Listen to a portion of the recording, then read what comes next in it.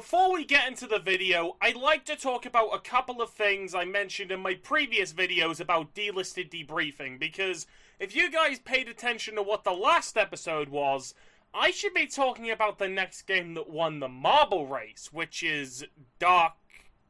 Was it Dark Echo or Dark Space? I don't remember, but I'm going to put it in some text now. And the reason why I'm not covering it is because even though I think the marbles are a cool idea, I think making fully dedicated videos based on a completely random metric just doesn't sit right with me. So instead, at some point in the future, I'm going to figure out how to start live streaming these from my Steam Deck. So whenever I feel like it, I'll be able to crack down on another game in the delisted game pile to make sure everything gets done. But yeah, we're going to be moving back to games that I meticulously selected now. Oh, and as for that special episode I alluded to in that one Google Play video, I'm not sure when that's going to come out, but it will come out at some point, so sit tight.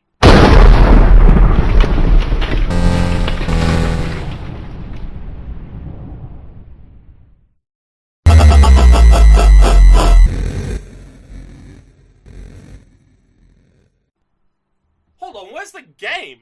I don't see it anywhere. Oh, hey, there you are. Hold on. Point that exhaust somewhere else. I can't see.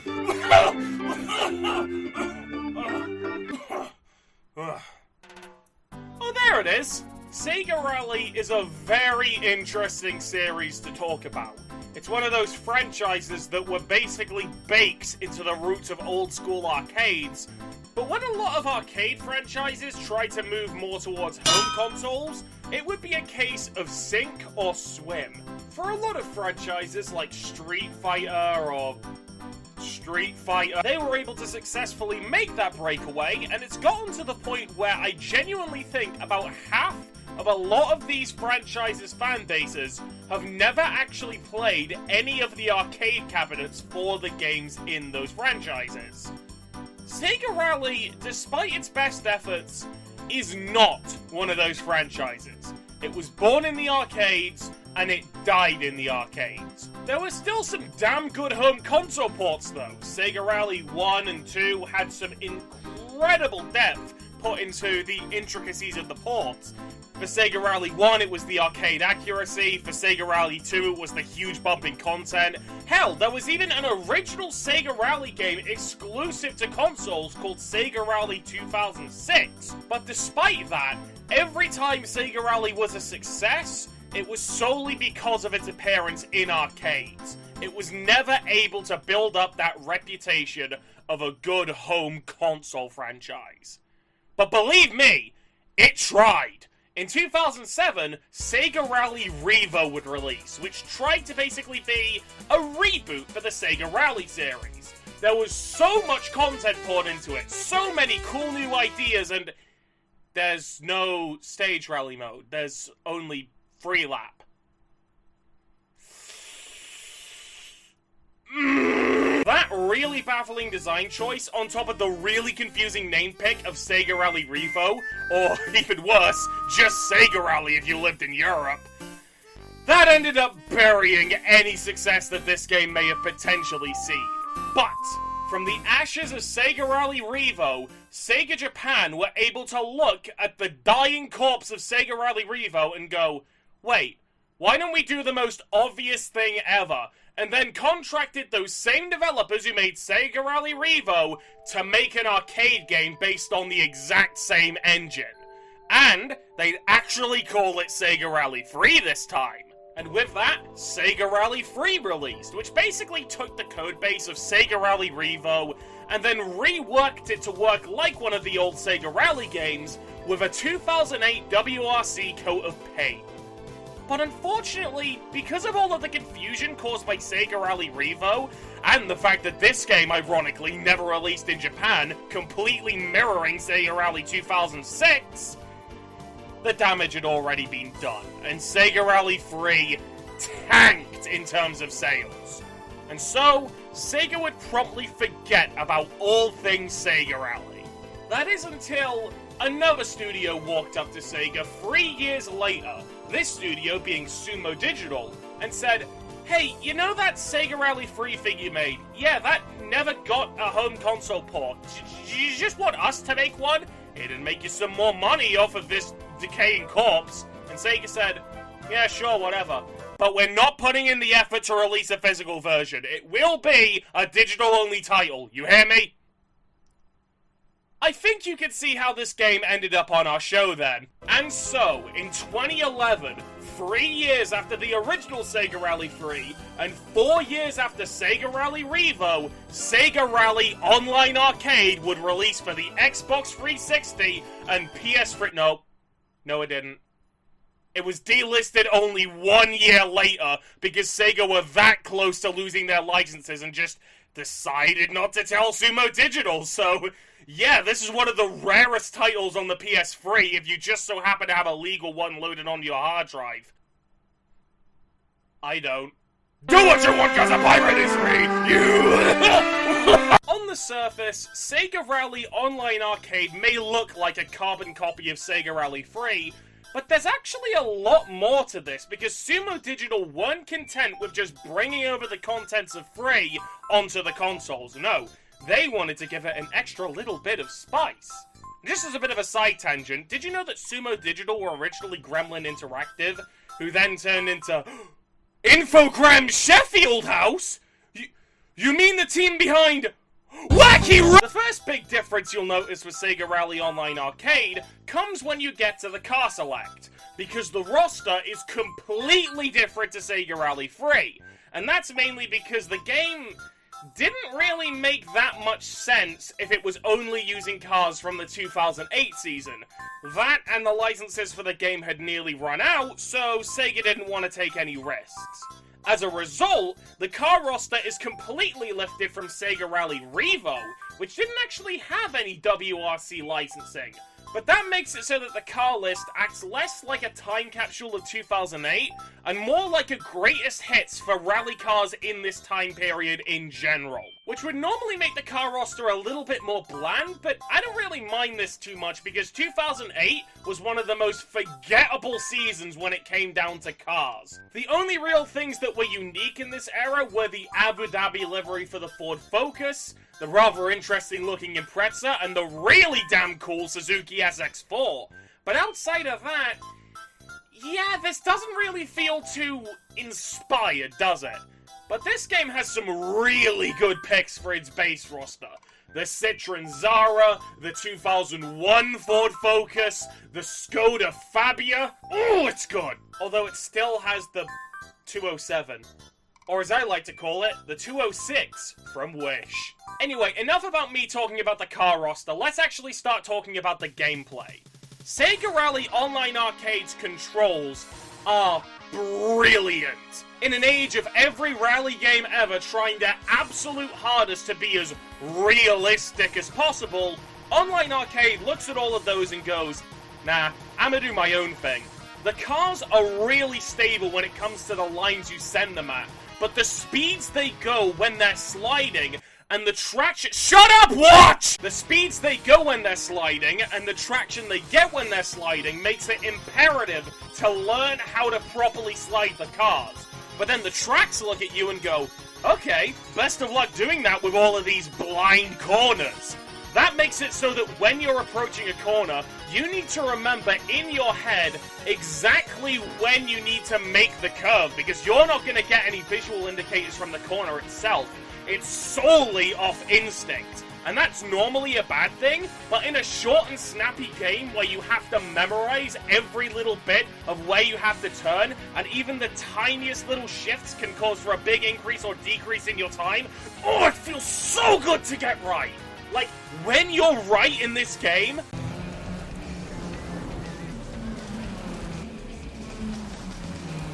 God damn, are you right! This does make the game a bit of an unforgiving one to learn, though, and for a different reason when compared to all of the other more realistic rally games. Because in those games, it's all about practicing self-restraint, listening to your co-driver, and knowing what risks you can take, while also balancing what would get you a good time and what wouldn't. In this game, you can beat the entire thing, including Lakeside, without ever pressing the brake button. But you have to be immaculate when it comes to lifting and coasting, taking the right curves, and making damn sure that you don't hit the walls. And there's something about taking these incredible blind turns while going at full force just because you got the correct angle that really gives Sega Rally Online Arcade, and in turn Sega Rally 3, its unique edge when it comes to handling. You know something else I specifically like about Online Arcade? This is gonna sound weird, but the removal of continues. Sega Rally 3 is the only Sega Rally game to have a continue system, and if you ask me, that kinda defeats the purpose of the game, because while you're learning Sega Rally, you learn a little bit more about each track with every single run you do, and you slowly, progressively get better at taking those turns, and then in turn you're readying yourself for all of the new challenges that come up, and it's such a cool gameplay loop, and having a continue button kinda defeats all of that. So, Online Arcade removing it made the game a lot more satisfying to learn. But a game with good handling is nothing if it doesn't have any good tracks to go with. And this game has a grand total of 5 of them, which initially sounds kind of pathetic, but for an arcade game, this is actually a pretty nice amount. Hell, it's the most tracks in any Sega Rally game, as every previous game had 4. That is, if we're solely talking about the arcade versions. So then, let me tell you where exactly I'd rank all 5 of the tracks in this game. Number 5, Alpine. Fuck this track! Alpine is a track that's so frustrating to me because it has all of the ingredients for a banger track. Some beautiful scenery, some super tight lines, and even a little bit where you're driving through a little town. That's incredible. But it's all ruined by the worst part of this game. The hairpins! And it's solely because of how inconsistent they are. If you try and hold a slide, that's near impossible, and if you aren't able to hold it, oops, there goes all your speed. So you may be thinking, oh, what if I were to just bounce the back of the car on the edge of the hairpins? And that is obviously going to lower your speed a little, but it means I'm going to get through them with less worry. Yeah, do that. I dare you. Because 50% of the time, that's gonna go just fine. But the other 50%, whee! I swear to God, there's no consistency with these. You could be doing one run where everything else is completely dog shit, and then the hairpins are as happy as Larry, but then the second you get to them while you're on a God tier run, they're piss off Johnny. And I know there's probably some kind of line you can take to consistently get them, but it is such an absurd difficulty spike when compared to the rest of the game that it's just not fun to actively go into the stage in practice mode over and over just to reset on the hairpin sections to figure out the lines. It's just not worth it. Although fortunately, there are only 3 hairpins in this game, and only 2 of them are in the required stages. So, what's the other track with a hairpin? Number 4, Lakeside. Lakeside's another track that I really want to like. It's the bonus track, so you can only access this if you get first in Alpine, and it is a track that is worthy of being the bonus stage, as it demands your full attention for every single curve you take. That and the beautiful scenery for this stage should make it a slam dunk. So why is it the second worst stage in the game? Firstly, there's 1 hairpin. And secondly, if you're trying to emulate this game, then good luck running Lakeside if you don't have a really beefy PC, because I guarantee you, even the strongest of PCs are gonna have tiny frame dips on this stage. And if you're using something like a Steam Deck, just look at the unedited start for this stage. What the fuck? I know this isn't something that's entirely the game's fault, but it just sort of brings down the track for me, which is a shame. I do not know how to transition to the next step. Number 3, Desert. If this track looks familiar, that's because it's actually the first track from Sega Rally 1 remade in the Sega Rally 3 engine. How cool is that? They even make it so that you can use the Celica and the Delta on this track exclusively.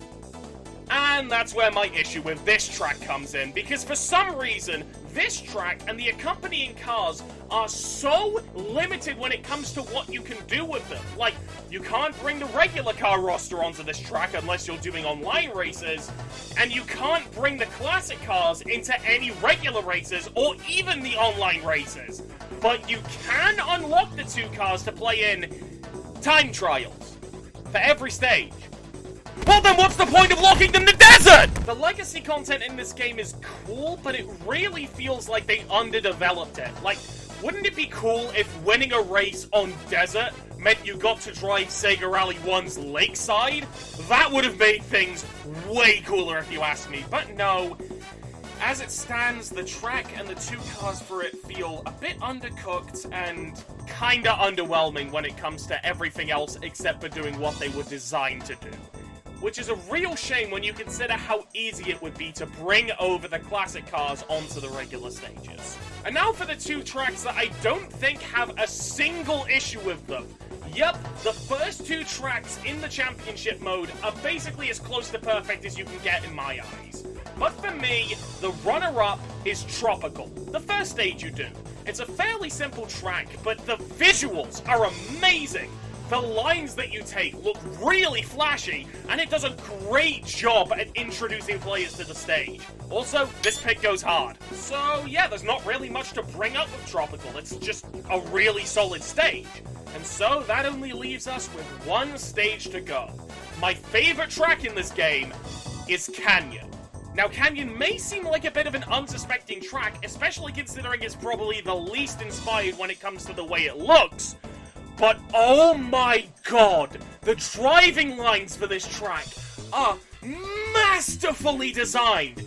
Every single tight line you take is on the brink of being possible, and because pretty much all of them are blind, you feel like a god for getting all of them in one lap. And then you feel like whatever's above a god if you get them all in a full, clean 2-lap or 3-lap run. And on top of that, the track's also the longest out of any of the other stages, which may make it seem like a bit of a marathon, but when you get to learn the stage, it again makes it so much more satisfying to complete.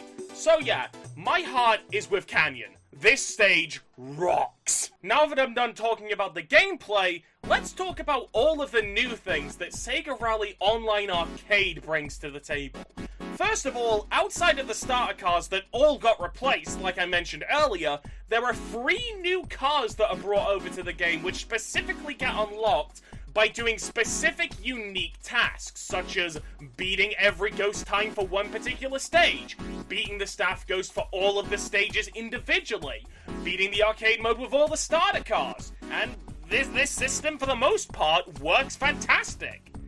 I say for the most part because my last major issue with this game is the fact that it's impossible to 100% if you don't have access to online play, because one of the cars, the Baja Dune Buggy, requires you to win an online race. That is awful game design. I fucking hate it when games specifically attach components that work for offline things onto things that require an online connection. Think about the livery editor in Gran Turismo Sport. That required an online connection to save the liveries, so even if you wanted to use a livery editor that works offline, you can't anymore. So yeah, Online Arcade is unfortunately in that pile for the games, which is pretty sad, but also the last bad thing I have to say about this game, so yeah. Online Arcade also introduced a local multiplayer mode. Now, I don't actually have any footage of my own for this, because when I actually had someone over to play this with me, the Steam Deck did that funny thing where the recording completely froze itself until it was restarted, and I just decided not to bother.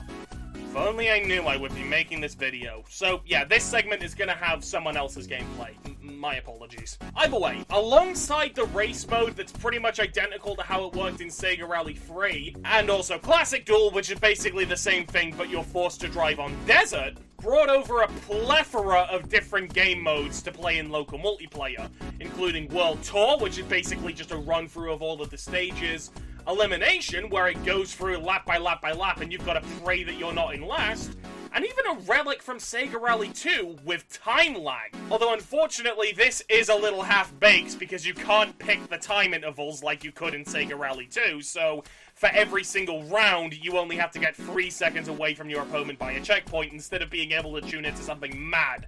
Like 10. I can confirm from experience that the local multiplayer is really fun when you get someone to play this with. There is obviously gonna have to be that learning curve that everyone else is gonna have to go through, but probably one of my favorite things about doing local multiplayer with people who haven't played Rally 3 before is that when they run through the game, you can actively see them starting to improve the same way that you probably would have when you were doing arcade runs. It's something really sweet to see. So yeah, local multiplayer rocks in this.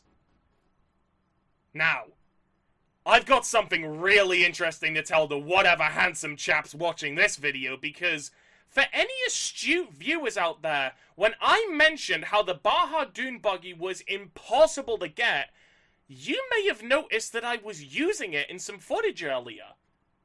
And you know why that is? Because, and I can't believe I'm saying this, with the exception of physical 360s, no matter what console you're doing this on, and no matter if you're emulating it or not, the online servers for online arcade still work!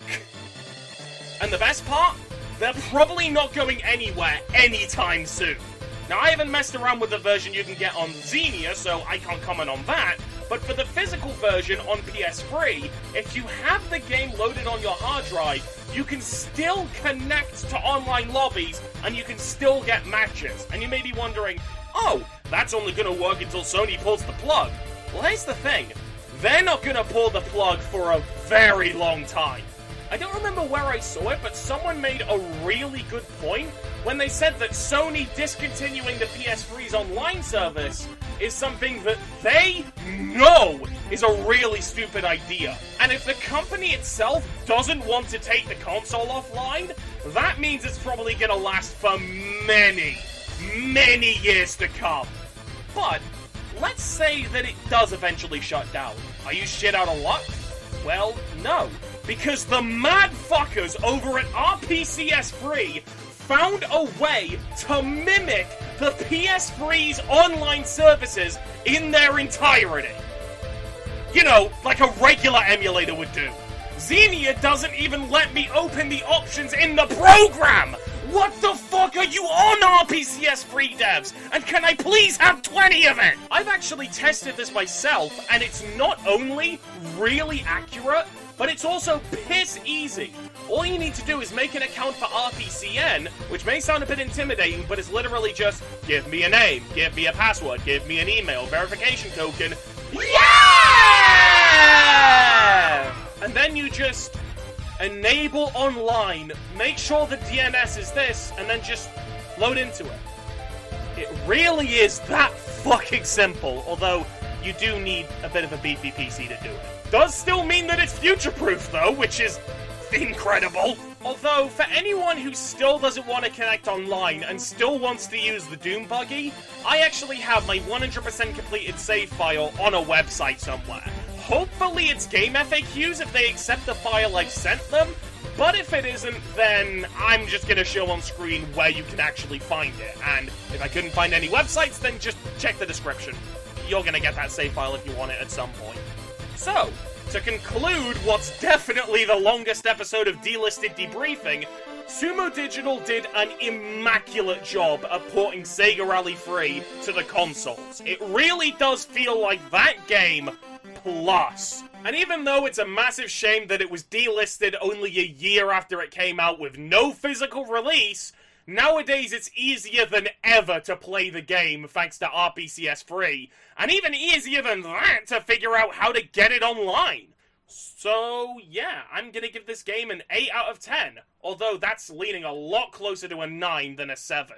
If it was just for some of the nitpicks I had being cleared up, like the hairpins and the weirdly strict rules with the classic content, then this would definitely be a 9. Alright, what's the cheesiest way I could end this video? I've got it! Game over, yeah!